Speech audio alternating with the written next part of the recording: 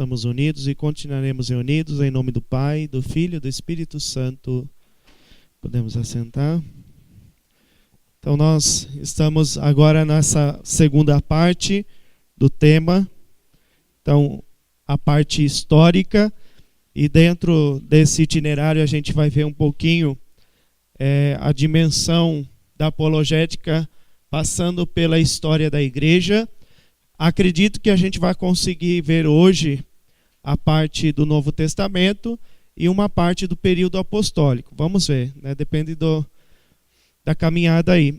Na semana passada a gente já reformulou a questão do Antigo Testamento, a apologética do Antigo Testamento. Então, nós temos aí a caminhada do período do Novo Testamento, período da patrística, o período medieval, o período moderno, contemporâneo e a apologética na atualidade, que a gente vai ver alguns teólogos e algumas indicações sobre a história, sobre o conceito de apologética na atualidade. Então, na semana passada, nós refletimos um pouquinho sobre a questão da apologética no Antigo Testamento. Vamos recordar um pouquinho junto aquilo que a gente refletiu? Então, em breves palavras aí, quem poderia dizer o que significa viver essa apologética no Antigo Testamento? Qual foi o itinerário que a gente seguiu? Alguém pode pincelar só por algumas palavras? E aí?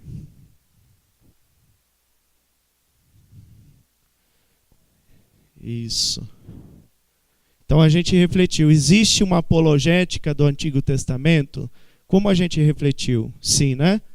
Existe uma apologética do Antigo Testamento. Ela se dá na defesa da fé e dos costumes judaicos. Então, vamos dar um exemplo de uma defesa da fé em relação aqui aos costumes judaicos. Um texto bíblico, uma situação bíblica. Só uma situação.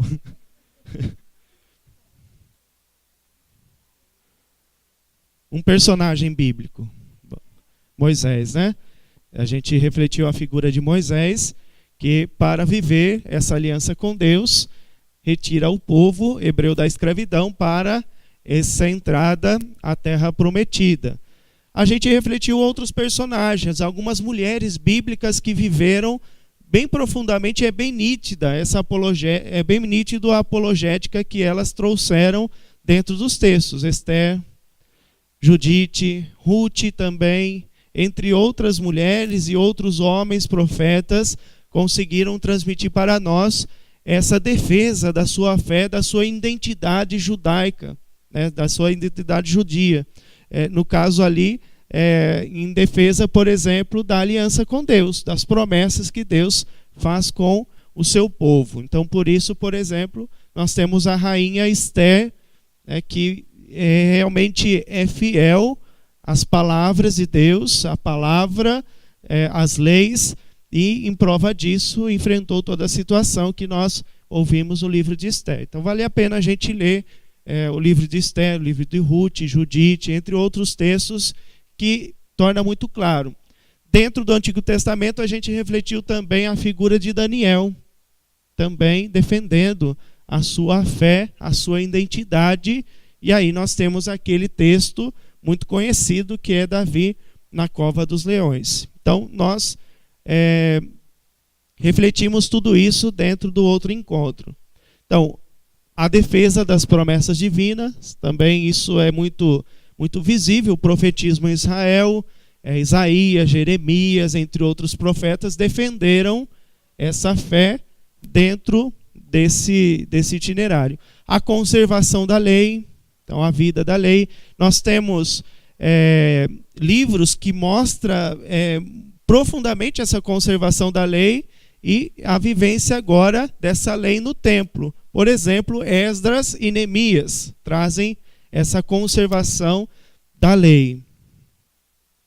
A apologia dos profetas, a gente refletiu também o que é a apologia, a defesa da fé. Então, os profetas ajudaram o povo de Deus a viver essa fidelidade e assim defender a fé que eles receberam um com os outros dentro da lei. Então, quando a gente fala de defesa da fé, a gente parece que no mundo atual a gente quer atacar. A gente pensa em apologia como ataque.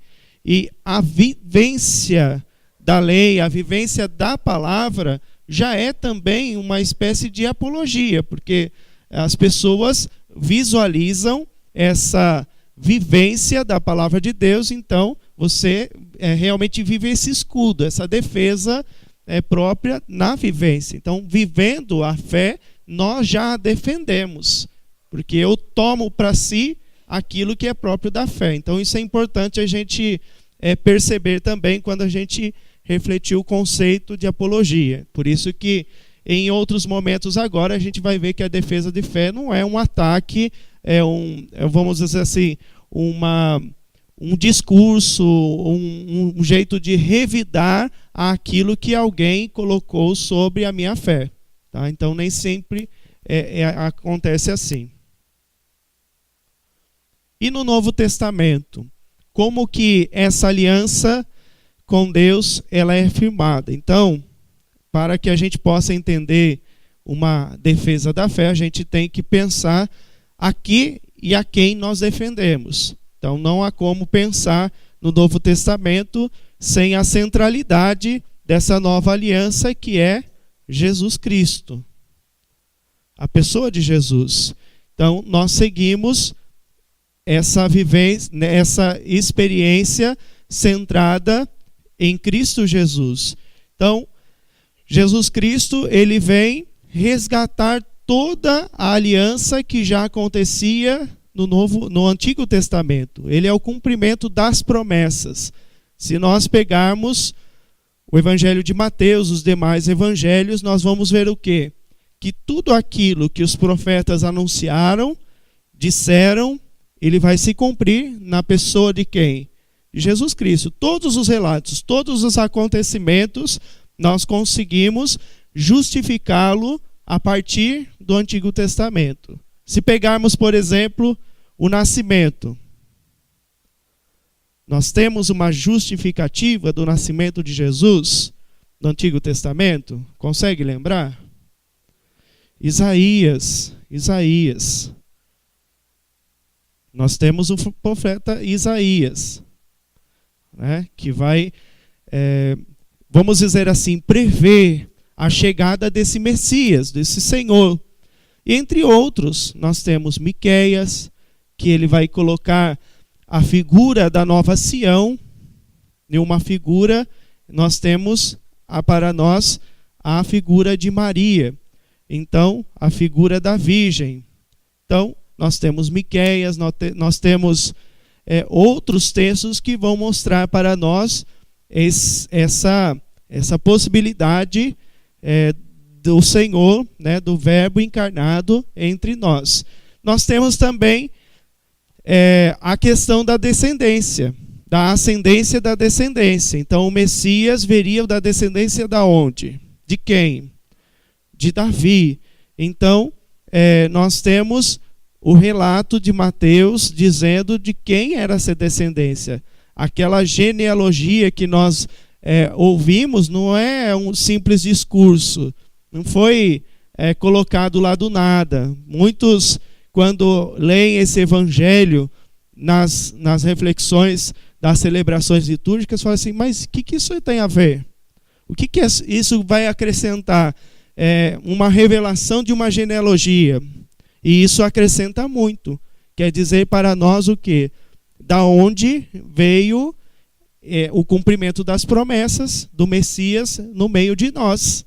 Então nós temos as 14 gerações que vão revelar para nós de onde veio o nosso Salvador. Então a genealogia também é importante. Então nós temos a figura do rei Davi e da sua descendência, como já havia a promessa do Senhor dessa descendência. Se nós temos a questão do nascimento, a vida de Jesus também. A vida de Jesus também ela já era pré-anunciada. Então, todos os relatos de milagres e sinais que nós visualizamos na pessoa de Jesus Cristo, alguns profetas a realizaram, mas não plenamente como Jesus. Isso a gente refletiu em outros encontros, lembram? Alguns relatos que a gente foi fazendo essa comparação. Sim? Um exemplo. Moisés, né?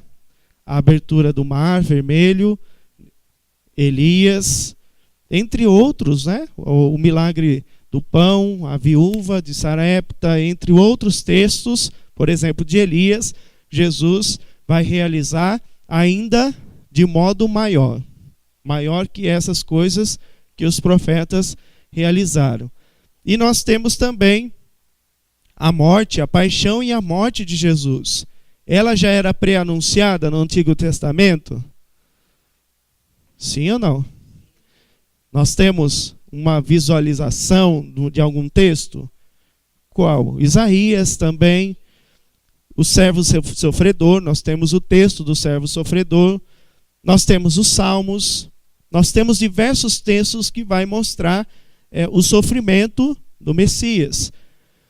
Se nós temos, por exemplo, a figura de Jesus como pastor,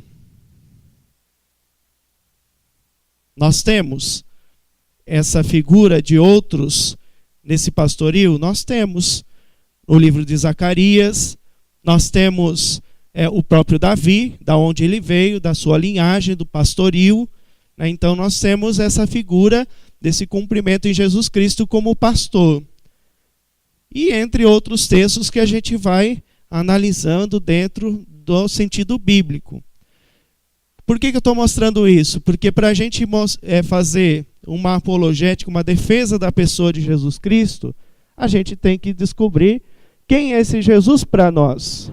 Jesus é alguém simplesmente que fez um bem à humanidade, que disse palavras bonitas, que disse palavras confortantes para o povo de Deus? Não simplesmente, porque muitas pessoas na humanidade disseram palavras bonitas, escreveram, falaram e dialogaram com a humanidade. Mas a pessoa de Jesus Cristo, ele foi muito além daquilo que realmente é para nós uma pessoa. Então, Jesus Cristo, na nossa profissão de fé, como a gente já disse, é verdadeiramente homem e verdadeiramente Deus. E o Evangelho, ele vai narrar essa pessoa, verdadeiro homem e verdadeiro Deus. Então não há como repartir essa pessoa de Jesus e nem como deixar de lado um ou outro. Então entre a humanidade a gente tem essas discrepâncias, né? Ora as pessoas vivem absolutamente e somente um Jesus histórico, um Jesus humano e só humano, e em outros momentos um Jesus divino, esquecendo da sua humanidade. Então essa é a tensão que dentro da fé cristã a gente vive e também no nosso dia a dia a gente tem que articular.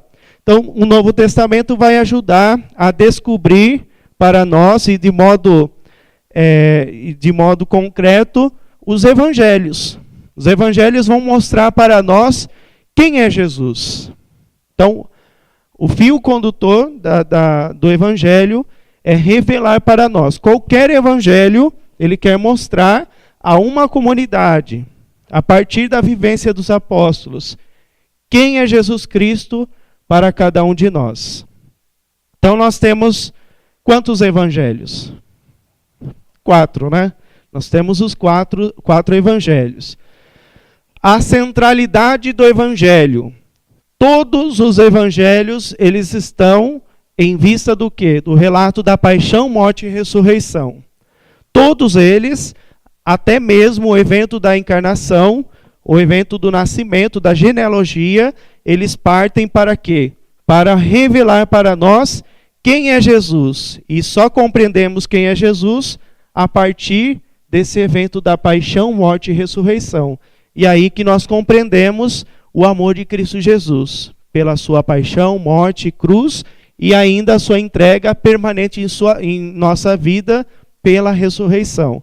Se nós não acreditássemos na ressurreição, vocês não estariam nem aqui hoje nessa aula, nesse encontro. É porque vocês acreditam. Então, a centralidade do Evangelho é sempre essa identidade, da paixão, morte e ressurreição. Toda a vida pública de Jesus, ele vai sinalizando esse momento. Ele vai mostrando que, através dessa atitude, ele vai demonstrar a forma maior de doação, de amor, que é nessa entrega da paixão, morte e ressurreição. Então nós temos, vou colocar aqui não em ordem cronológica, mas o Evangelho de João, o último evangelho a ser escrito. A gente vai ver um pouquinho sobre essa teologia de João, o que ele quer dizer a respeito de Jesus. O que ele quer mostrar, qual é a imagem desse Jesus, como ele vai apresentar esse Jesus para cada um de nós. Isso é diferente dos outros evangelhos, que nós temos o quê? Mateus, Marcos e Lucas. Esses evangelhos nós chamamos de evangelhos sinóticos. Por que são chamados de evangelhos sinóticos? Porque se nós comparássemos os evangelhos, eles têm em grande parcelas textos próximos um dos outros. Nós temos relatos muito próximos em que se equiparam e provavelmente veio de uma única fonte. Dentro da teologia é uma situação que se coloca, é uma reflexão em que dizem que esses três evangelhos vêm de uma fonte chamada fonte Q, uma única fonte em que brota esses três relatos. E a partir daí, dessa única fonte, pode ser primeiro sempre uma tradição oral, ou seja, alguém disse para os apóstolos, para os evangelistas, aquilo que aconteceu, ou eles mesmos conseguiram visualizar a pessoa de Jesus Cristo, conheceram Jesus e anunciaram para as suas comunidades. Então nós temos aqui o Evangelho de Mateus. Se nós temos o Evangelho de Mateus, o evangelista Mateus, ele fez uma experiência desse Cristo. Então, existia uma fonte única em que Mateus, Marcos e Lucas experimentaram e transmitiram o evangelho para cada comunidade. Nem sempre eles colocaram os mesmos relatos. Por quê? Havia uma necessidade, por exemplo, da comunidade de Mateus, eles ouvirem uma situação da pessoa de Jesus Cristo, uma parábola, um acontecimento. Por exemplo, o Evangelho de Lucas, nós temos a passagem que nós temos dos discípulos de Emaús. Em outros evangelhos nós temos? Não? Sim ou não? Não, não temos. Por que Lucas fez questão de colocar aquele evangelho e Marcos e Mateus não o colocou? Existia um fio condutor dentro do evangelho que fez com que Lucas recordasse aquela situação dos discípulos de Emaús com o próprio Cristo. Então o evangelho de Lucas é o evangelho, por exemplo, o evangelho do Espírito Santo. A ação do Espírito Santo que ilumina a igreja. Então, Lucas é o evangelho do Espírito Santo e o evangelho do caminho.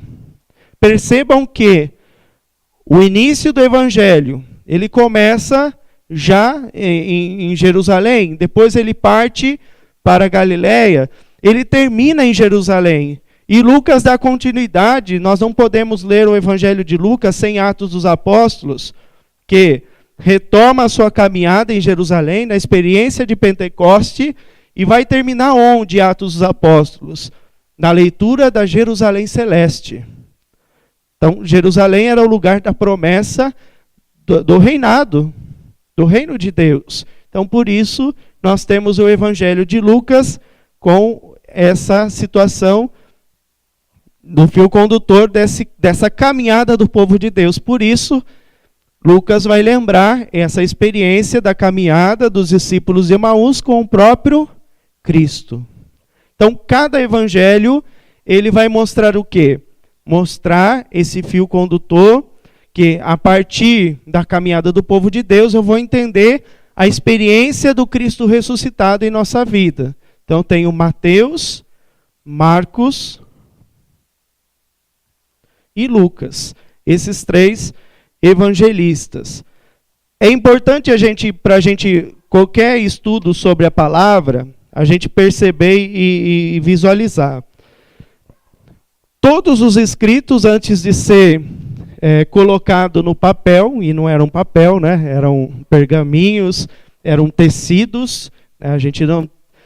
Antigamente não tinha esse recurso que nós temos hoje, né? De papel, de impressão.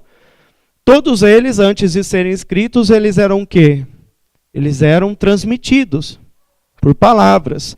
Então, provavelmente os apóstolos, os evangelistas, fizeram essa transmissão por palavra, verbalmente. E a partir disso, por uma necessidade, as comunidades onde eles iam evangelizando, eles sentiram a necessidade de escrever aquilo que eles viveram, aquilo que eles falavam, e agora eles estavam o quê? Transmitindo verbalmente, ou melhor, de modo escrito, aquilo que eles falavam. Isso traz o quê? Que cada um fez uma experiência desse Cristo Jesus. O Jesus é o mesmo Jesus. Porém, com situações diferentes na comunidade, eles foram trazendo aquelas imagens de Jesus. A comunidade de Mateus vivia uma experiência única.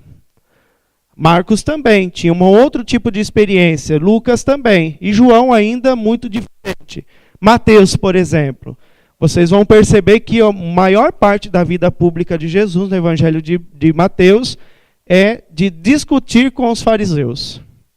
Parece que Jesus, a todo momento, está discutindo com os fariseus e os fariseus com Jesus. Por quê? Porque ali tem comunidades em que eles precisavam decidir.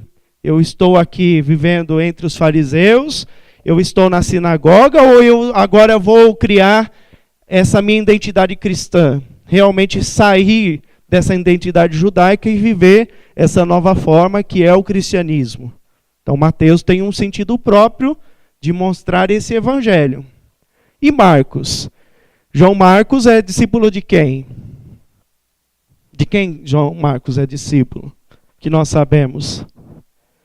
De Paulo. Então, ele era discípulo dos apóstolos ainda. Então, é alguém que estava distante, né, dessa situação do próprio Cristo. Provavelmente nem conheceu Jesus. Porém, ouviu dos apóstolos o relato dos evangelhos e transmitiu para uma comunidade. Há diversas teorias, né? Alguns dizem que João Marcos, quando escreveu o evangelho, estava em Roma. E isso é provável. Por quê? Porque todos os textos eles têm muitos nomes latinos dentro do texto de Marcos. Por exemplo, quando se fala de moedas, se chama de um termo romano. Quando João Marcos ele descreve a Galileia, subentende que ele nem passou pela Galileia, porque ele falava de um lugar, de uma cidade, já Jesus ia para outra, parecia que era tão fácil e tão prático. E que, na verdade, duraria dias e muito tempo para chegar naquele lugar. Então, ele desconhecia a geografia da Galileia. Então, por isso, se não for Roma, é um lugar fora de Jerusalém e da Galileia. Então, ele não estava ali dentro da experiência. Então, ele estava escrevendo para quem? Para uma comunidade distante, romano, grego, comunidade helênico. Então, tem um outro tipo de leitura que ele está fazendo ali. Então, apropria de uma única fonte, em que todos os três traziam as parábolas, acontecimentos que chegavam próximos, porém, com uma lição própria para aquela comunidade. Lucas também. Lucas ainda ele está falando para quê? Para comunidades gregas, comunidades helênicas. Então, por isso, ele vai trazer situações em que, para os gregos, para os helênicos, eles vão mostrar, nossa, realmente esse é o Senhor. Ele ressuscitou. Então, por isso, Lucas vai mostrar fortemente os relatos de curas. Os relatos em que Jesus vai mostrando o quê? As curas com relação aos enfermos, aos coxos, aleijados. Então, diante da caminhada cristã, aonde Jesus passa, ele cura e ele vive a sua identidade de Senhor, senhorio. Então, essa é a expressão máxima dos evangelhos sinóticos. Aqui, por exemplo, só para mostrar para vocês, existe um chamado sinopse dos 4 evangelhos. Esse livro, ele tem as comparações dos... É um quadro sinótico. Deixa eu ver se está de ponta cabeça aqui. Aqui, ó. Eu tenho os 3 textos, e às vezes os 4 textos que eles se identificam. Então aqui eu tenho o quê? De modo paralelo, os 3 textos de modo iguais. E o que muda de um texto para outro. A gente não vai fazer isso, porque é uma exegese, aí a gente teria que aprofundar muito, né, e levaria muito tempo para a gente fazer esse tipo de exercício. Mas vocês podem fazer no dia a dia. Vai lá procurando o evangelho, vamos ver, e às vezes as Bíblias indicam isso, uma parábola. Tem outra parábola em outro texto? O que está diferente de um texto do outro? O que está diferente é a lição diferente para cada comunidade. Porém, a história é a mesma. Muda uma palavra ou outra, porque eu estou dizendo há comunidades diferentes. Às vezes as pessoas questionam por que a pescaria lá em Pedro tem uma atitude diferente com os apóstolos e lá com outra relação um pouco diversa, ou um texto mais reduzido. Então, cada comunidade ele quer dar uma lição através daquele texto que foi escrito. Tá? Então, tem esse chamado quadro sinótico. Na teologia, né, quem fez teologia ou que vai passar pela teologia, a gente perdia horas fazendo essas comparações e aí mostrando o que é diferente ou não. E a gente grifava com várias cores para tentar mostrar essas diferenças, tá bom? Depois que alguém quiser ver, quiser passando um para o outro, só para visualizar.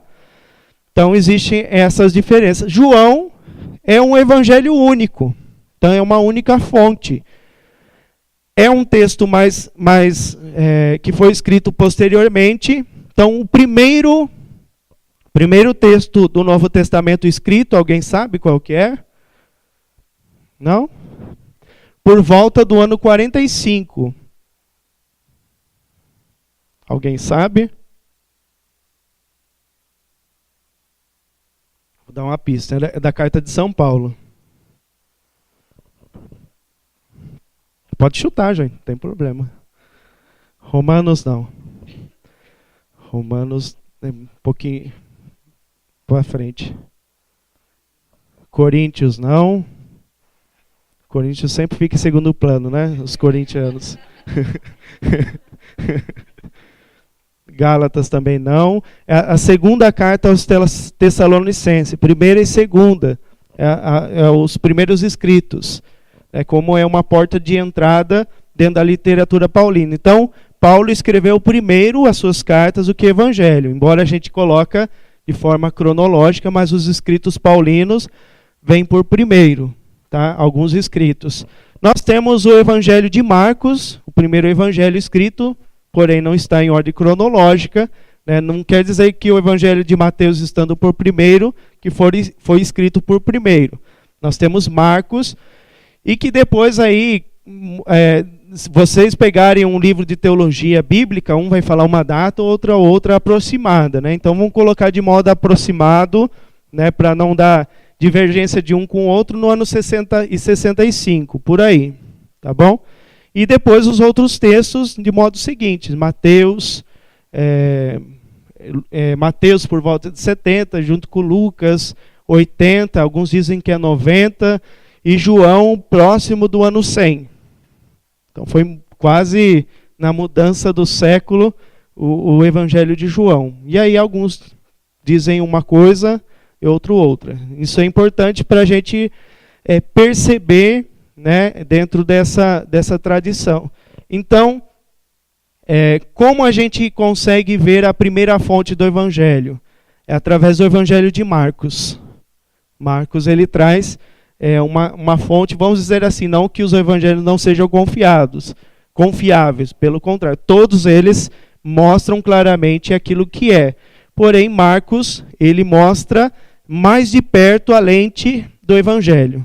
É como se a gente tivesse mais próximo àquela imagem daquele relato, e Marcos consegue mostrar desse modo. Embora tem gente que fala, não, mas parece que o Evangelho de Lucas consigo visualizar melhor, daí cada um consegue visualizar melhor a pessoa de Jesus Cristo segundo algum evangelho ou os 4 evangelhos todos, tá? Então, só para a gente saber, né, o evangelho. Então, qual foi o primeiro evangelho escrito? Marcos. Depois, Mateus, Lucas, João. Tá bom? Então, isso é importante para a gente entender um pouquinho a dinâmica do evangelho nesse sentido histórico. Tá? Então, cada um tem uma leitura para cada evangelho e para uma comunidade em que eles vão trazer esses evangelhos. Tá bom? Então, Lucas, ele deve ser lido a partir do quê? A partir dessa experiência, desse caminho, desse segmento, e não pode ser lido separadamente de Atos dos Apóstolos. Se você ler o Evangelho de Lucas, faça a experiência de já ler Atos dos Apóstolos, que você vai ver que é um processo de continuidade. Então, Lucas vai mostrar a continuidade dessa história da salvação, dessa nova aliança em Cristo Jesus. Tá bom? E João, né, para a gente entender um pouquinho o texto de João, qual que é a proposta de João dentro do itinerário bíblico? Eu vou dar um exemplo de um texto bíblico, pode ser? E a partir disso a gente vai mostrar qual é a intenção de João dentro do seu evangelho. É importante saber que João, ele divide o seu evangelho em 2 partes. A primeira, o chamado livro dos sinais. Ele vai até o capítulo 12. Depois, do capítulo 12 seguintes, nós temos o chamado livro da glória. Jesus vai colocar inúmeros discursos.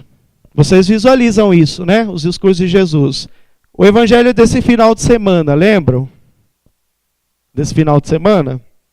É um discurso de Jesus. Se pegarmos todos esses discursos e colocarmos na boca de Jesus, no momento da cruz, cairia muito bem. Porque Jesus está fazendo um discurso em meio a essa situação da cruz. A cruz é o seu trono da glória. Parece que a cruz e a ressurreição do Evangelho de João se confundem. Interessante que Jesus na cruz ele discute bastante, fala, entrega a mãe para João, para o discípulo para a mãe.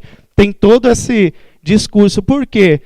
Jesus ele vai mostrando, revelando aquilo que ele viveu na cruz, é aquilo que ele colocou como discurso dentro do texto desse chamado Evangelho da Glória. O primeiro momento é os sinais de Jesus, no Evangelho de João. Esses sinais vai mostrar o porquê que ele veio e quem é ele. Então a gente vai ver, por exemplo, através de um sinal.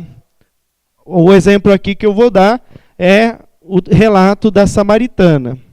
Vocês lembram o relato? Sim? Então, qual que é a cena? Jesus, ele faz um encontro com a samaritana. Onde ele está? No poço. Onde era esse poço? Na Samaria. Na Samaria. Uma terra em que, para os judeus, era um lugar onde eles nem poderiam passar. Quando um judeu ia da Galileia para Jerusalém, ele desviava o lugar, mas ele não ia para a Samaria. E a Samaria cortava o caminho para quem ia da Galiléia para Jerusalém. Então, só para a gente entender. Tá? Então, aqui o mapa, né? Olha a Galiléia lá, o lugar onde Jesus mais passou. Estava muito distante da onde? De Jerusalém. Olha Jerusalém aqui. Estava muito distante. Boa parte Jesus viveu lá no norte. Era um lugar considerado que era a periferia da periferia. Por quê? Por que era a grande periferia que Jesus vivia? Porque era próximo ali a Fenícia. Era lugar dos idólatras. A Galiléia era a porta de entrada do lugar onde o povo costumava passar e que vivia a sua idolatria. Embora Israel estava cercado desses povos também. E ali, dentro desse itinerário, Jesus caminhou por muitos lugares. Se nós temos, por exemplo, Cafarnaum, era uma cidade construída no tempo de Jesus e que era a porta de entrada dos pagãos. O Evangelho de Marcos vai dizer que Jesus começa o seu ministério em Cafarnaum, o lugar onde é considerado a Galiléia dos pagãos. Não é assim o termo? Galiléia dos pagãos, porque estava ali nesse lugar em limite dos pagãos. E Jesus, então, estava da Galiléia e ele vai passar pela Samaria para ir a Jerusalém. Então, o Evangelho vai dizer que Jesus tinha que passar pela Samaria. Ele tinha que passar? Tinha, porque ele é Senhor da vida. Para ele não existe limite, não existe distância, não existe lugar onde ele não possa estar. Então Jesus, ele caminha em qualquer lugar onde ele desejar. Para ele não existe discriminação e limites. Então por isso o texto vai dizer que ele tinha que passar na Samaria. Então ele tem que passar e fazer a experiência com todo o povo. Jesus é o quê? Senhor de todos. O Evangelho de João vai mostrar que Jesus é Senhor de todos os povos. É luz. Então, lá ele fez a experiência com a samaritana. E a mulher samaritana, o que acontece com essa mulher? Primeiro, quando ela vê Jesus, ela se sente autodiscriminada, porque ela não poderia ter um tipo de relacionamento pessoal, mesmo se não fosse samaritana. Se fosse uma judia, não poderia estar a sós num poço. O texto faz questão de dizer que os apóstolos deram uma voltinha. Não faz? Porque ali tem um encontro pessoal. É um encontro pessoal que todos nós fazemos. O Evangelho de João mostra os encontros pessoais de Jesus. Então Jesus quis fazer essa experiência pessoal com aquela mulher em um lugar que era importante antigamente. Era o poço de Jacó. Era um lugar que agora, segundo os judeus, não dava mais água, porque estava com os samaritanos. E lá existia um antigo templo, em que se vivia as tradições. Devido à idolatria daquele povo, o que aconteceu? O povo viveu a adoração ao culto aos deuses. E quem não queria viver o culto aos deuses, ia para Jerusalém ou ia para a Galiléia. E por isso lá os judeus nem pisavam e nem se relacionavam, porque consideravam eles como impuros. Jesus vai se relacionar com essas pessoas também, tá? Que é importante.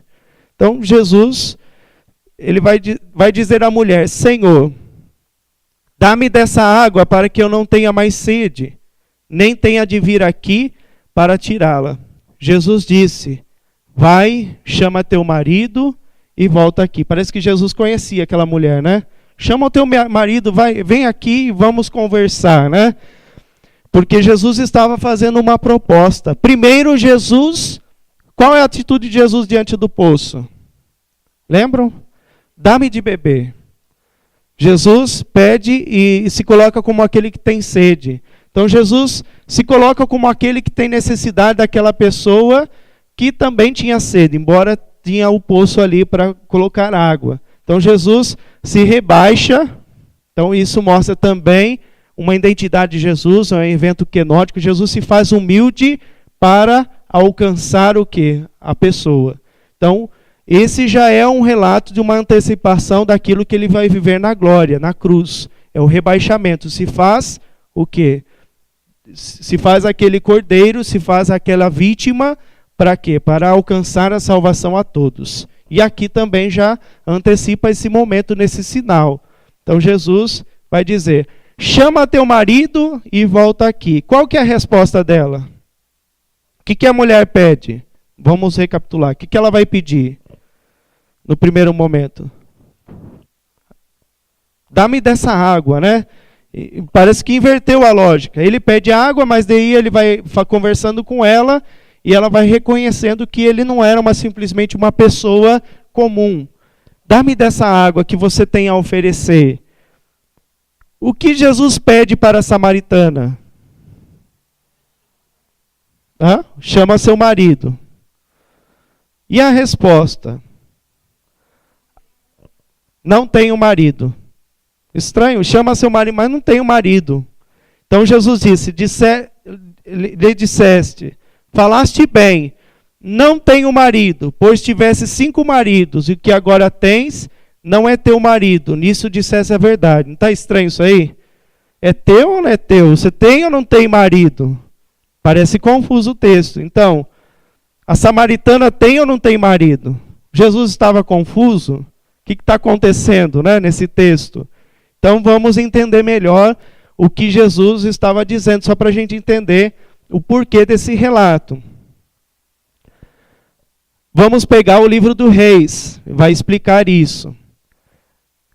A Samaria era um território que foi invadido pelos povos da Babilônia. Olha só o que vai dizer o texto do livro dos Reis, capítulo 17. Os babilônios fizeram uma estátua de Sucote-Benote, os de Cuta, uma de Nergel, os de Emate, uma de Azima, os de Ava, uma de Nebaás, uma de Tartaque e os de Serfavaim. Queimavam seus filhos em honra de Adrameleque e Namaleque, deuses de Serfavaim. Então aqui os babilônios fizeram, lá na Samaria, o texto do livro dos Reis vai mostrar a invasão do povo da Babilônia, e lá eles fizeram quantas estátuas? Vamos contar.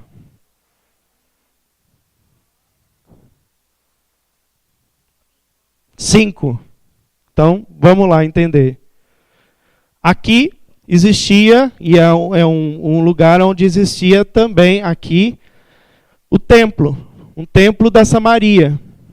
Né? Então, era o antigo templo que os primeiros viviam a adoração ao Deus único, Deus Israel, que era o templo de Gerizim, de Siquém, na Samaria. Então era lá que o povo vivia a adoração ao único Deus. Porém, com a queda de Israel, né, como único reinado, e aí vem os babilônios, eles vão construir quantos? 5 templos na Samaria. E aí a gente vai entender o porquê Jesus vai dizer, tivesse 5 maridos e o que agora tens não é teu. Então vamos entender lá. Ó. Qual que é o marido que agora ela tem? Era o templo que ela já tinha resgatado. Eles não viviam mais na idolatria. Mas ela tinha um templo, que era o de Siquém. Eles viviam agora na lei. Mas não era o marido perfeito, era a antiga lei. Agora, quem é o marido perfeito? Então a gente vai resgatar aqui. Ó. Eu fiz essa comparação com o texto do livro dos Reis, os 5 templos que existia na época da Samaria. E até hoje se tem essas imagens dentro da Samaria, em outros lugares se acham esses pequenos templos, vamos dizer assim, mas era mais estátuas e lugares de culto de idolatria. Existiam lugares em que se sacrificavam até mesmo crianças. Então, um desses templos era para isso. Então, esse é de Adrameleque. Meleque, né, que é de criança. Maleque. Que daí vem o termo moleque. Né, moleque é aquele que é alguém que eu preciso sacrificar. Quando você chama alguém de moleque, toma cuidado, né? Nesse termo, ele vem de Meleque mesmo, né? De criança, ó, vou sacrificar você, menino, seu moleque. Né? Por isso que vem o Meleque. É um termo hebraico. Então, os 5 maridos. O 6º marido que agora tens não é teu. Né? Esse templo que elas agora viviam sua fé judaica, embora na Samaria. A fé de Israel, de um único Senhor. Porém, não era o marido perfeito. Qual que é o marido perfeito? O 7º marido. Pois a água que eu lhe der, tornar-se-á nele fonte de água jorrando para a vida eterna. Quem é o marido ou esposo perfeito? Nenhum esposo pode dar essa água. Ela vai voltar a ter sede. Quem é? O 7º marido é o próprio Cristo. Então, Jesus é o esposo perfeito. Então, João, ele traz uns relatos em que revela realmente quem é a nova aliança, ele mesmo. Pegarmos um relato, que eu não vou explicar, porque nós tomaríamos muito tempo. Se pegássemos os 7 sinais de Jesus, todos eles vão mostrar isso. Bodas de Caná, tem um sentido maravilhoso do texto. A gente usa somente às vezes para dizer a intercessão de Maria, mas é muito pouco. Existe um texto muito bem elaborado de João, para mostrar que ele é o Senhor da vida. Ele é aquele que realmente é a fonte da graça em nossa vida. Então, ele é o esposo para nós perfeito. Por isso que depois peguem o texto agora, depois desse texto da Samaritana, leia de novo, e aí vai ficar muito claro. Tanto é que ele vai dizer, virás momento que você nem aqui nessa montanha e nem em outra encontrará o teu Senhor. Em espírito e verdade agora, quem é o Senhor? Aonde se encontra esse Deus? É Ele mesmo. Em nenhuma montanha, nem de Jerusalém e nem de Gerezim, né, no Monte Siquém, encontrareis o Senhor da vida. Ele vai falar isso com a samaritana. Então, é claro que ele está dizendo que agora já não há mais templo. Ele é o templo vivo. Ele é o Senhor da vida. Tá? Então, o Evangelho de João, ele vai mostrar que ele é o Senhor da vida. E esse Senhor, ele se entrega de amor por nós. Ele se esvazia por inteiro. Ele se humilha, como ele faz com essa samaritana, para o quê? Para alcançar a salvação a todos. Então, essa é a proposta do Evangelho de João. Tranquilo? Então, vale a pena a gente saborear o Evangelho de João, né, entendendo essas promessas de Deus, de Jesus Cristo em nossa vida. Tá bom? Depois, eu já vou pular aqui para a literatura paulina. Então, para que Paulo vai escrever as suas cartas? Paulo, ele vai formar as comunidades, inúmeras comunidades que estão relatadas, né, em Atos dos Apóstolos e outras as cartas. Para ele realmente fazer, realmente revelar a pessoa de Jesus Cristo, a fé, a identidade cristã, ele não conseguia estar a todo momento. Imagine a dificuldade dele em viver em diversos lugares muito longes, né, lugares longínquos demais, né, e lá não tinha trem-bala, né, não tinha carro como nós temos hoje. Imagine a dificuldade de pegar embarcações. O relato de hoje, Atos dos Apóstolos, São Paulo, né, os apóstolos vão pela primeira vez na Europa. Eles chegam na casa de Lídia. Imagine, então, de Jerusalém até a Europa e vão para outros lugares, para a Grécia, entre inúmeras dificuldades, em naufrágios, em inúmeras situações. Então, São Paulo realmente foi alguém que se despojou por inteiro para anunciar o Evangelho, para anunciar Jesus Cristo vivo e presente entre nós. Então, as cartas de Paulo foram escritas para quê? Foram escritas para responder a situações concretas e responder problemas específicos de várias comunidades que o apóstolo acompanhava. Então, para que foram escritas as cartas? Para esclarecer situações pontuais de cada comunidade. Tem essa questão aqui na igreja de Corinto. Então, ia lá e se falava em relação à igreja de Corinto, alguma situação específica. Por exemplo, é lícito você comer tanto pão na ceia? Só um pedacinho basta. Se você quer comer, se esbanjar, coma na sua casa. São Paulo fala isso. Então, são situações específicas. Em outra comunidade não tinha esse problema. Agora, como eles estão vindo de uma comunidade que era idólatra, que vivia um paganismo, ele precisava rearticular para as pessoas não viver um paganismo dentro da igreja, né? Ou tradições que eles viviam na comunidade e que não correspondiam à fé cristã. Então, São Paulo ia remediando, ia para cá e para lá, tentando contornar essas situações. Então, nós temos o quê? As cartas. As cartas aos Romanos.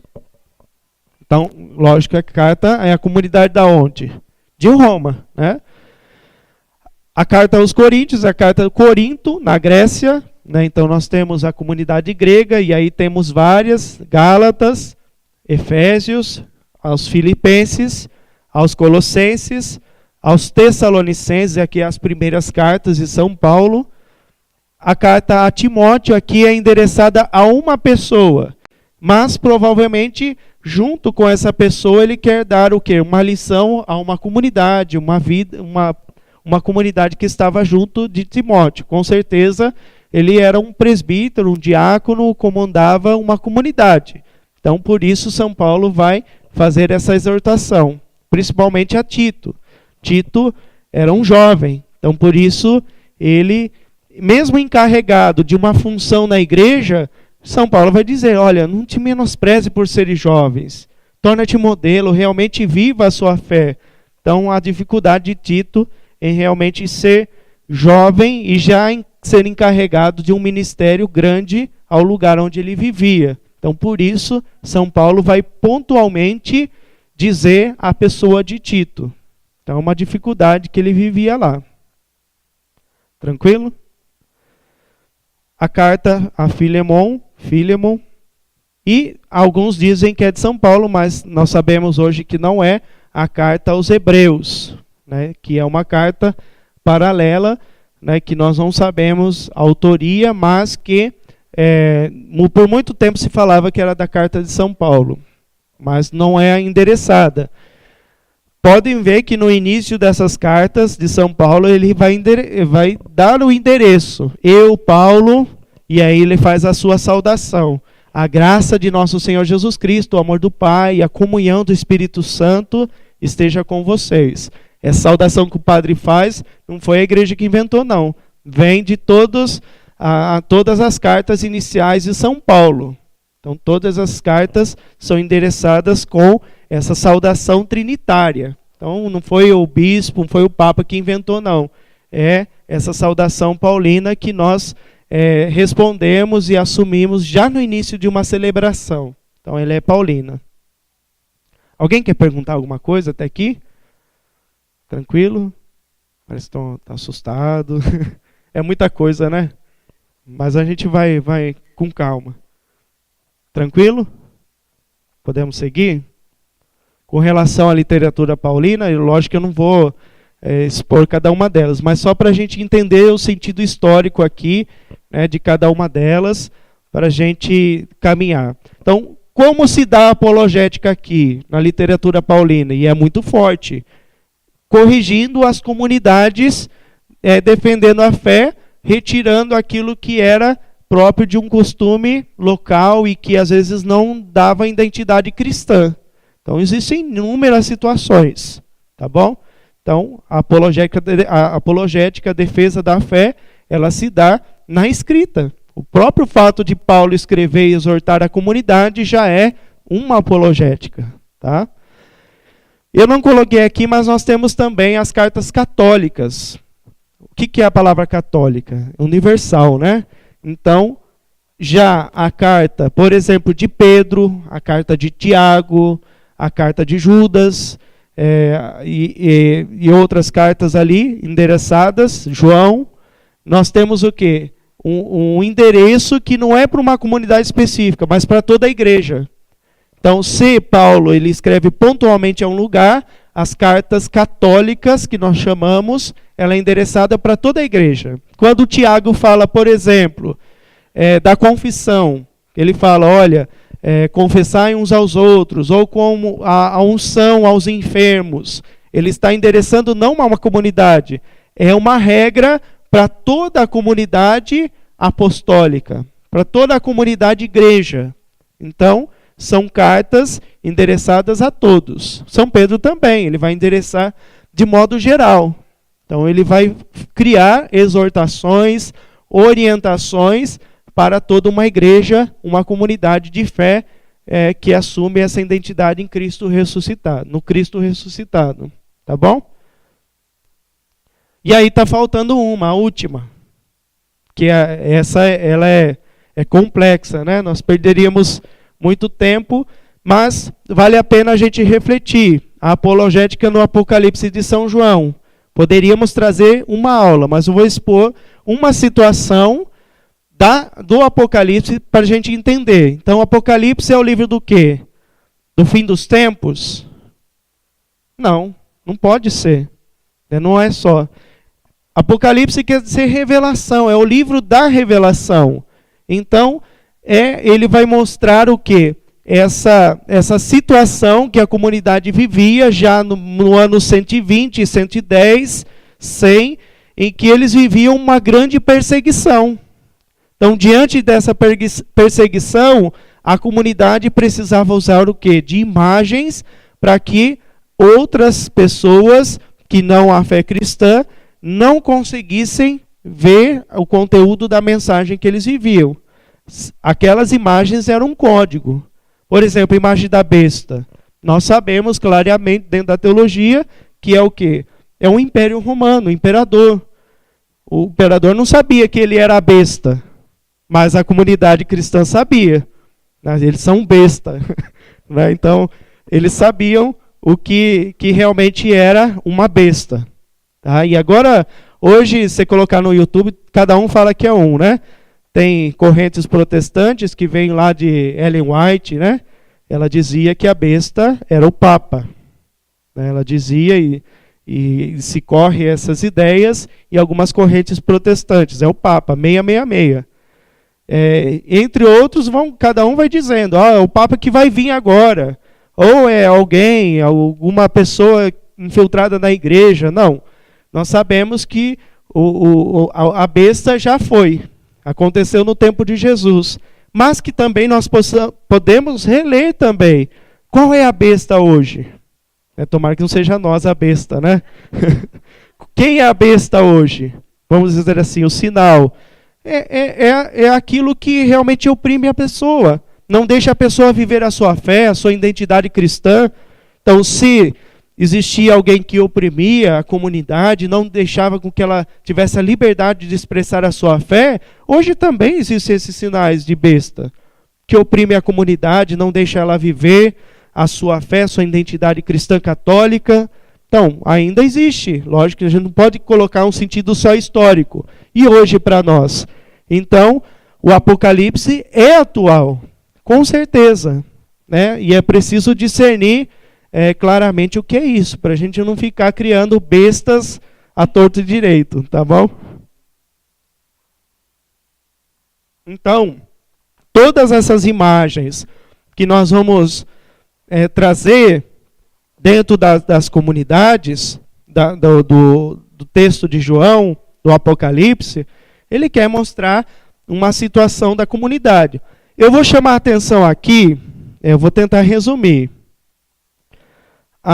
Alguns aspectos, por exemplo, da apologética dentro do Apocalipse, quando ele mostra, por exemplo, as 7 igrejas.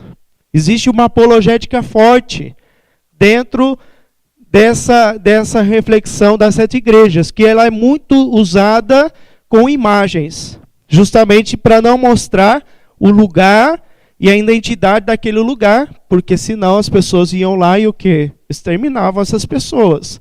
Então, por isso, eram endereçadas de modo simbólico, com imagens. E a gente vai entender claramente o que quer dizer esses textos. Então, nós temos a imagem das 7 igrejas que existiam. Não eram situações fictícias, não eram situações simbólicas. Historicamente, as 7 igrejas, elas existiam, Pérgamo, Tiatira, Sardes, Filadélfia, Laodiceia, Esmirna e Éfeso. Já leram esse texto das 7 igrejas do Apocalipse?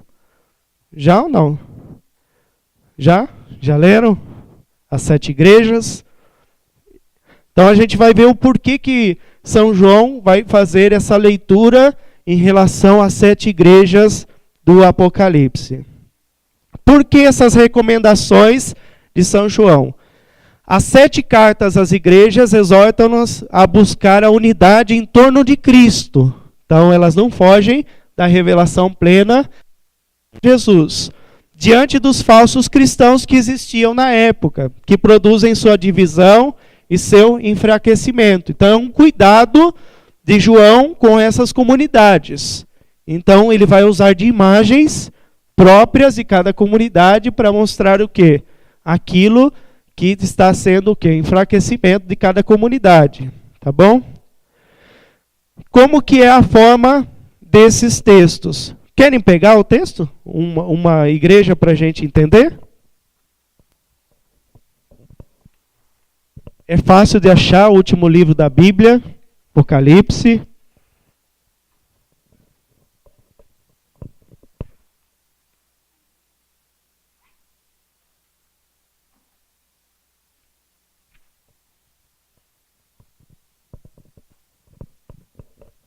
Capítulo 2.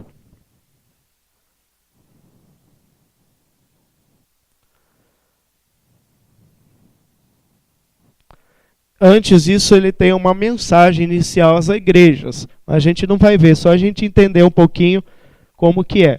A primeira mensagem é a igreja de Éfeso. São Paulo já foi a Éfeso e fazia grandes exortações, cerca do ano 40, 50, 60. Agora nós estamos no ano 100 e ainda eles precisam ser exortados, a comunidade. Então, a exortação principal vocês vão achar muito interessante, porque São Paulo já falava a mesma coisa e esse povo ainda estava vivendo nessa questão.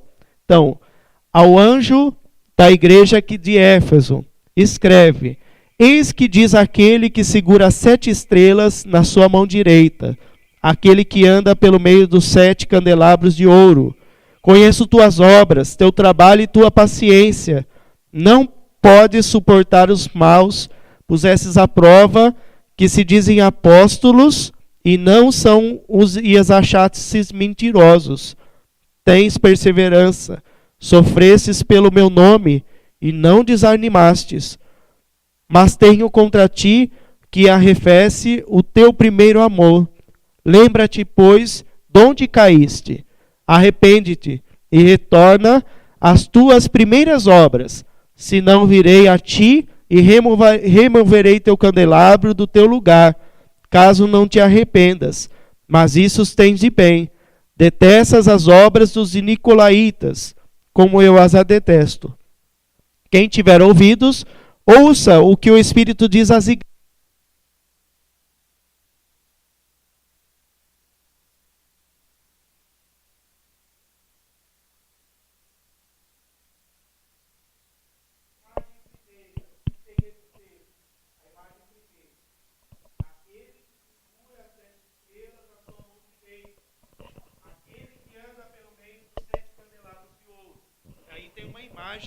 Que só aquela pessoa que mora naquela comunidade sabe realmente revelar o que é, tá bom? Essa imagem. Existe um elogio. Conseguem distinguir o elogio aqui? Qual que é o elogio? Todas essas cartas têm elogios. João, ele elogia, mas depois ele dá uma apunhalada ao mesmo tempo, né? Paciência, perseverança, né? Essa é o elogio daquela comunidade. A exortação é a repreensão. Linda a repreensão, né? Qual que é a repreensão? Hã? A exortação. Arrependa-te e retorna às primeiras obras, ao teu primeiro amor. Qual é esse primeiro amor? O amor que Paulo colocou naquela comunidade. E eles não estavam vivendo aquilo que São Paulo colocou dentro do itinerário que foi colocado na comunidade. Então retorna aquele primeiro amor, em que Paulo colocou no coração de vocês, em que vocês abriram o espírito para a graça. Então, exorta e viva o teu primeiro amor. Então essa é a apologética, né? Essa defesa desse amor em Cristo Jesus. A instrução. Tem instrução? Como fazer isso? O que é uma instrução? Então, ele não deixa assim, faça isso. Tem uma instrução aí. Também, né? Mas arrepende-te. Então, como você vai viver esse retornar ao primeiro amor? Com arrependimento. Não tem como viver o primeiro amor sem a conversão. Eu preciso o quê? Retornar. O que é a conversão? Mudar de direção. Então muda de novo de direção, retoma o teu caminho que você foi chamado. Então essa é a instrução, o arrependimento. A promessa. Qual que é a promessa dessa igreja? Comer o fruto da árvore da vida que se acha no paraíso de Deus. Nossa, que prêmio, né? Você está no paraíso, na glória, né? Só pode ser isso, porque o fruto antigo era o pecado, né? Mas existia o fruto do bem e do mal. Então, a promessa. Então, a forma literária de todas as igrejas, ela se dá com uma imagem, com elogio, exortação, instrução e promessa. Tá bom? Só para a gente colocar aqui. Eu vou dar um exemplo, eu não vou colocar todas, tá bom? Algumas que eu acho importante, que para a nossa vivência cristã é importante e é muito bela. Aqui nós temos uma sequência que eu fiz, né? Quando a estrutura fala ao anjo da igreja, as igrejas. Quando fala ao anjo da igreja, existe uma forma de dizer que é alguém que tem autoridade. Era considerado um anjo. Né? Que é um anjo? É um mensageiro. O mensageiro de Deus são os apóstolos, né? Nesse caso. Ao anjo da igreja, que está em tal lugar. Né? Então, o anjo não tem lugar fixo. Se é o anjo da igreja que está em Tiatira, em Éfeso, é aquele apóstolo. Significa que tem um líder aqui. Então vocês têm que ouvir a liderança daquela comunidade. Como nós temos aqui. Um bispo, um pároco, né, o anjo da igreja que está aqui. Ele que anuncia a mensagem do evangelho. Então, é isso que diz a igreja, ao anjo da igreja ou as igrejas. Tá bom? Então, só para a gente saber, quando ele faz aquele final...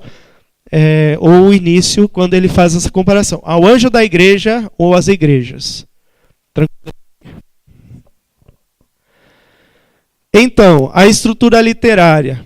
Olha só, em Éfeso. O que aconteceu em Éfeso? Perdeu a resistência e abandonou o primeiro amor. Em Esmirna, indigente, mas não tem nada de negativo. Mas se faz indiferente. Não tem nada de negativo, mas faz cautelas e exortações. Em Pérgamo, resistente contra o sistema da época, a idolatria daquele lugar. Aí em Tiatira, um questionamento, o que realmente é profecia? As pessoas estavam confusas, o que é a profecia para aquele momento? Existiam os profetas, é preciso discernir quando uma profecia realmente ela é verdadeira. Sardes estava engolida pelo sistema, já estavam vivendo uma idolatria grande naquele lugar. Filadélfia, fraterna, não tem nada de negativo. Tanto a segunda, né, depois a primeira e antes a última, não tem nada de negativo na sua relação. Parece que até um sistema que João vai colocar muito belo, né, dentro dessas comunidades. O que quer dizer Filadélfia? É fraterno mesmo. Né? Então já coloca o próprio nome, aquilo que realmente eles viviam. Laodiceia perdeu a resistência, indiferente ao amor, à vida, à graça de Deus. Então, essa é a estrutura de cada comunidade que João vai exortar e vai fazer a sua referência de estrutura. Olha só que sequência bonita, né? E lendo, se Éfeso abandonou o primeiro amor, Laodiceia, na última, é indiferente ao amor. Né? Esmirna e Filadélfia não tem nada de negativo. Pérgamo e Sarde, todas têm relações de conflito contra o sistema cultural, sistema de governo do lugar. E Tiatira essa centralidade da profecia, discernir a profecia. Tá bom? Então, vamos dar um exemplo de Éfeso. Para a gente entender o que se queria dizer, a gente leu agora Éfeso, não é? Vamos ver o que era essa cidade de Éfeso. Alguém pode ler?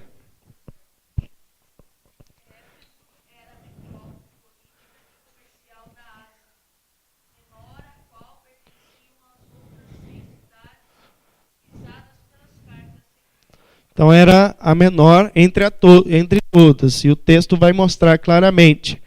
Olha o que tinha em Éfeso. Leia de novo, pode ler isso.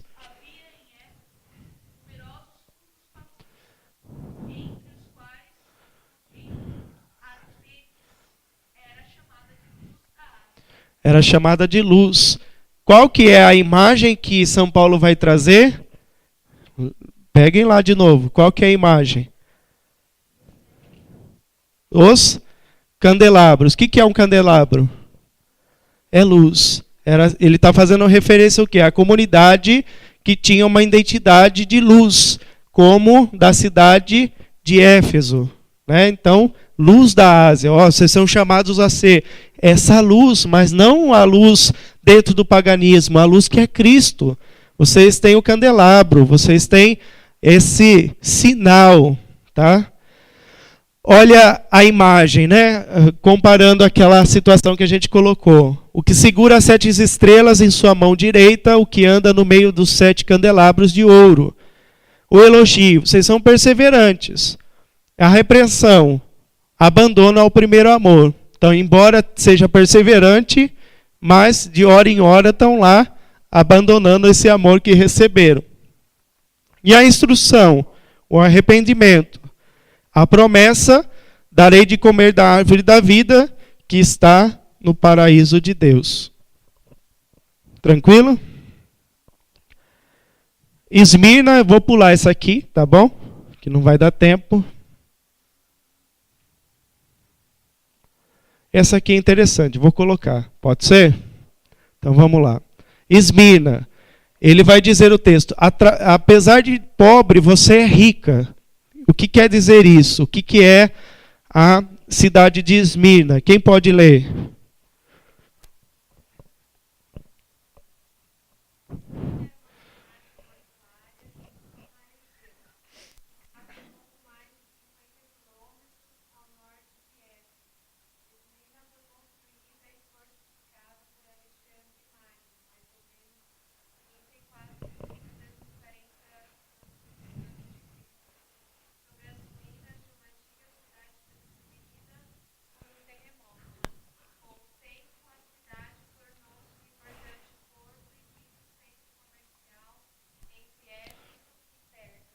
Vamos lá pegar o texto para a gente entender.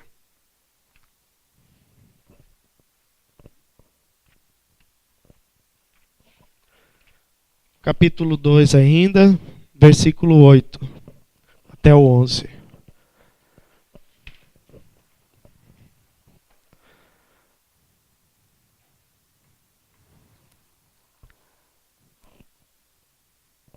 Então, ao anjo da igreja de Esmirna, eis que diz o primeiro e o último, que foi morto e retomou a vida. Quem retomou a vida? Será que é só Jesus que está falando aqui? Construída e fortificada sobre as ruínas de uma antiga cidade.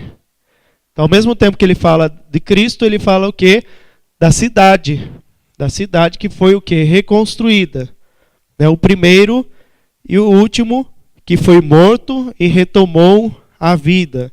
Eu conheço a tua angústia e tua pobreza, ainda que sejas rico, e também as difamações daqueles que se dizem judeus e não são. São apenas uma sinagoga de Satanás. Nada temas ante o que há de sofrer, pois esses dias o demônio vai te lançar alguns de vós na prisão, para pô-lo-vos à prova. Tereis tribulações durante 10 dias. Ser fiel até a morte, e te darei a coroa da vida. Quem tiver ouvidos, ouça o que o Espírito diz às igrejas. O vencedor não sofrerá dano algum da segunda morte.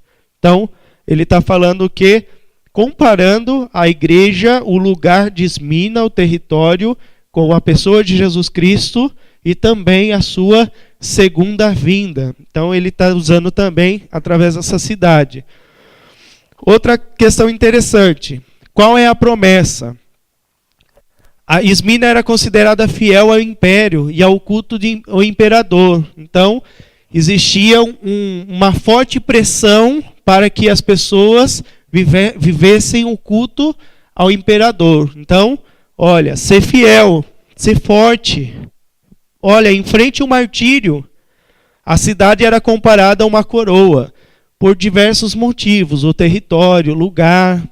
Porém, o João está dizendo, ao vencedor lhe darei a coroa da justiça, a coroa da glória. Então, essa coroa é esse sinal também na vida desse povo. Então, a imagem, o primeiro e o último, o que morreu, mas voltou à vida.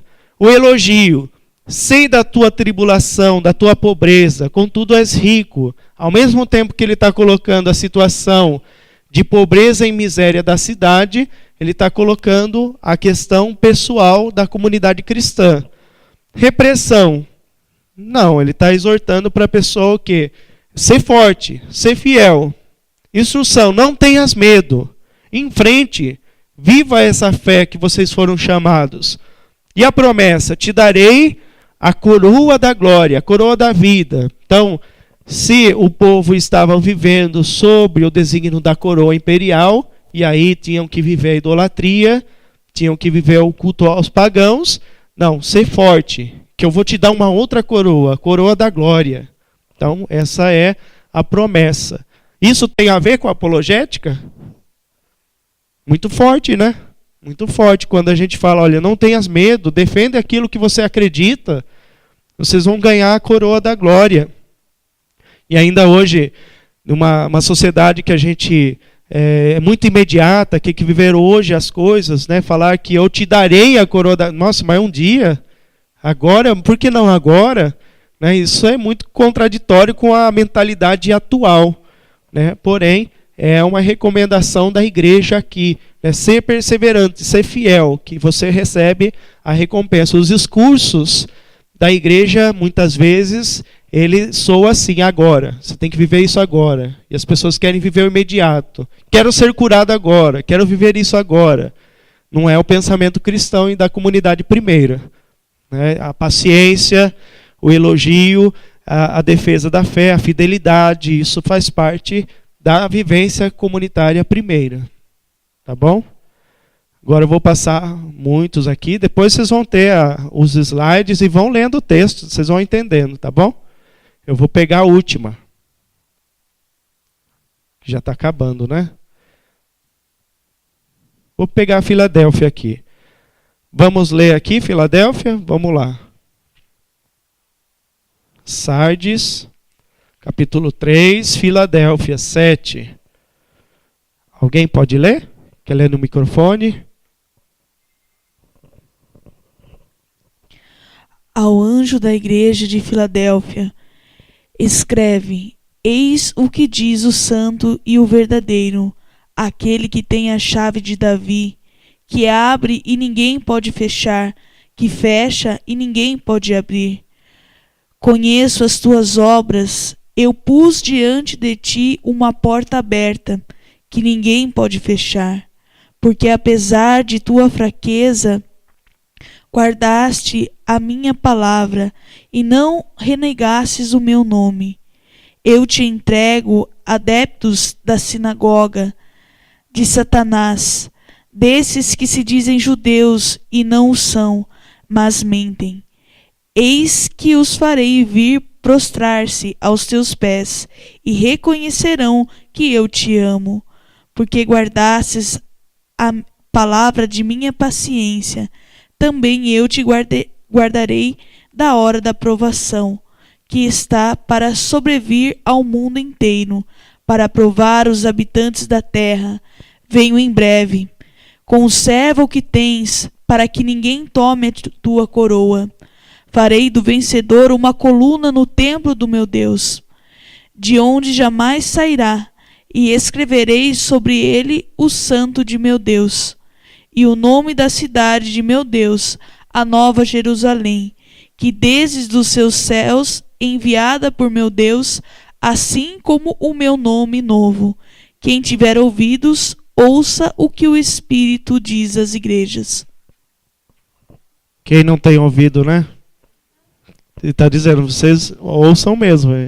Escuta aí, senão tem consequências. Então, a imagem, né? O santo, o verdadeiro, o que tem a chave de Davi, que ninguém que abre e ninguém fecha. Quem é esse? O santo verdadeiro. Jesus Cristo.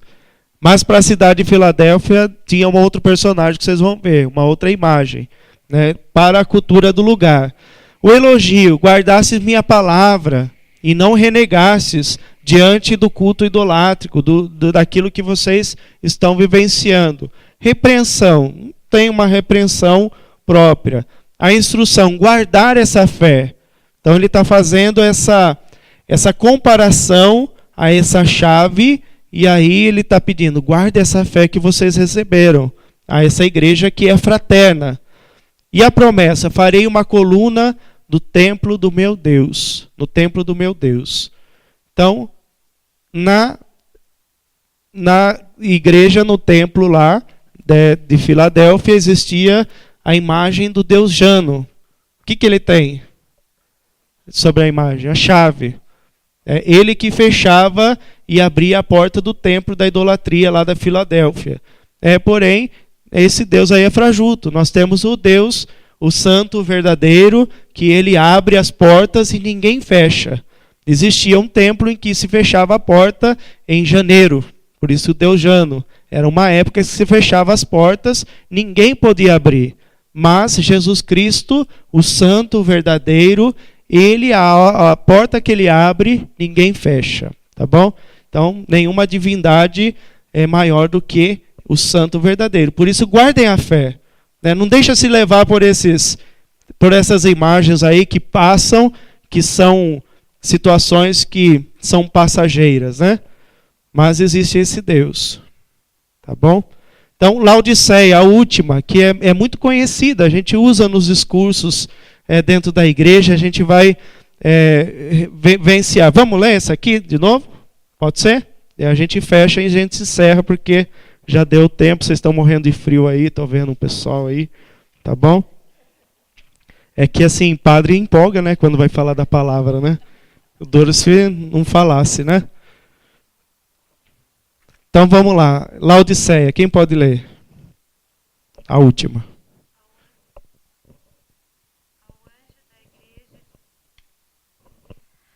Ao anjo da igreja de Laodiceia escreve: Eis o que diz o Amém, a testemunha fiel e verdadeira, o princípio da criação de Deus. Conheço as tuas obras, não és nem frio nem quente. Oxalá fosses frio ou quente. Mas como és morno, nem frio nem quente, vou vomitar-te. Pois dizes, sou rico, faço bons negócios, de nada necessito. E não sabes que és infeliz, miserável, pobre, cego e nu. Aconselho-te que compres de mim ouro provado ao fogo, para ficares rico, roupas alvas para te vestires, a fim de que não apareça a vergonha de tua nudez, e um colírio para ungir os olhos, de modo que possas ver claro. Eu repreendo e castigo aqueles que amo. Reanima, pois, o teu zelo e arrepende-te. Eis que estou à porta e bato.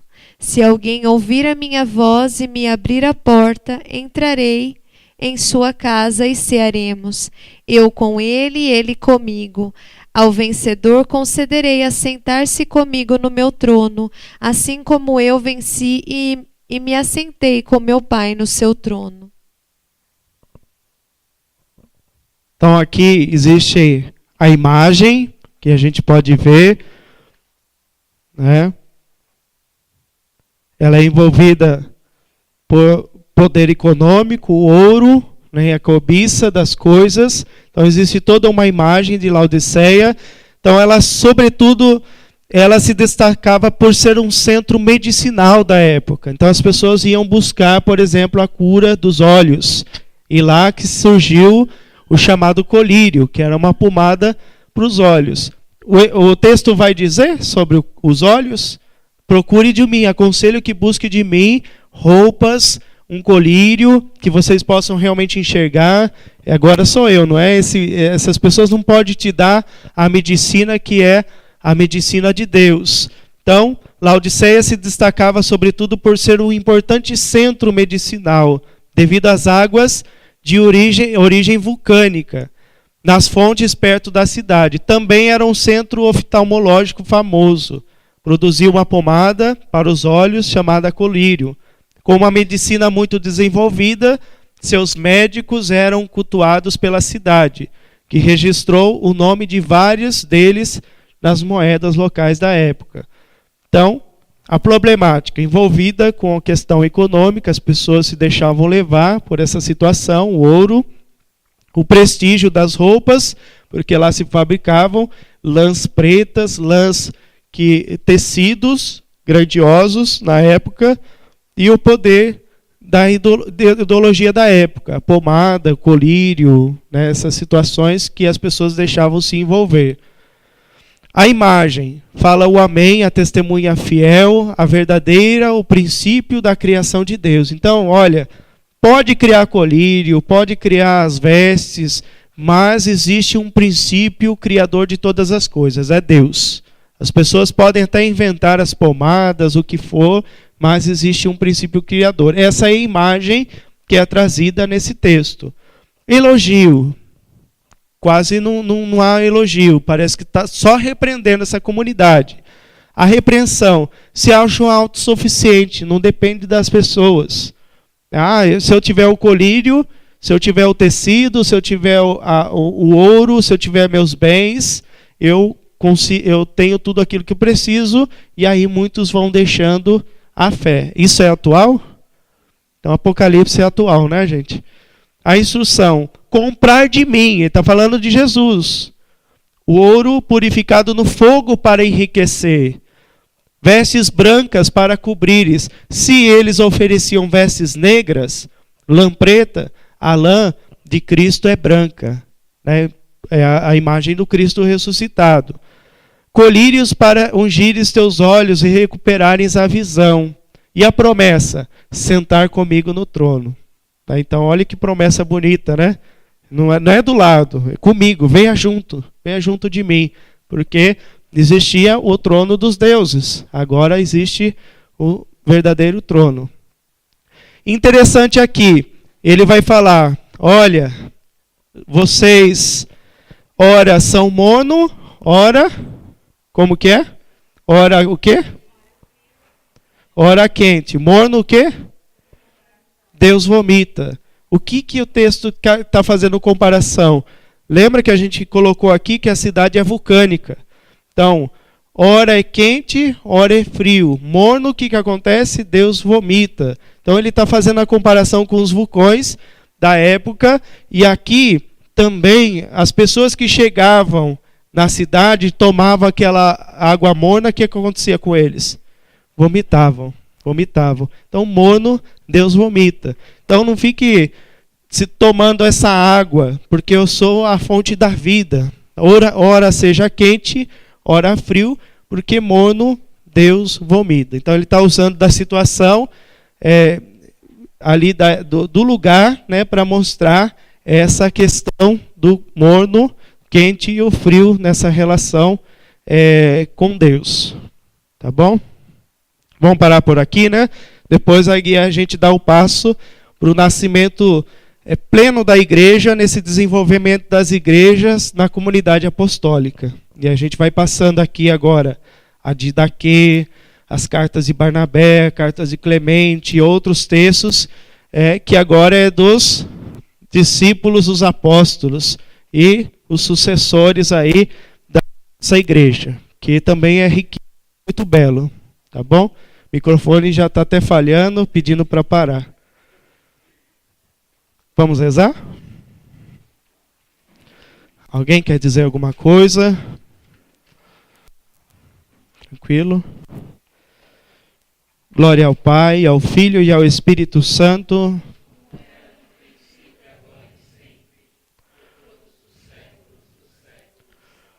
Então, que através dessa aula possamos realmente retornar esse amor em Cristo, realmente buscando essa palavra de Deus.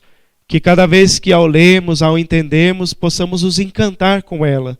Realmente vivenciarmos e tomar essa palavra para a nossa vida, para realmente vivermos a graça e as promessas de Deus em nossa vida. Ave Maria, cheia de graça, o Senhor é convosco. Bendita sois vós entre as mulheres. Bendito é o fruto do vosso ventre, Jesus. Santa Maria, Mãe de Deus, rogai por nós, pecadores, agora e na hora de nossa morte. Amém. O Senhor esteja convosco. Por intercessão da bem-aventurada sempre Virgem Maria e de seu esposo São José, abençoe-vos o Deus Todo-Poderoso, Pai, Filho e Espírito Santo. Boa noite.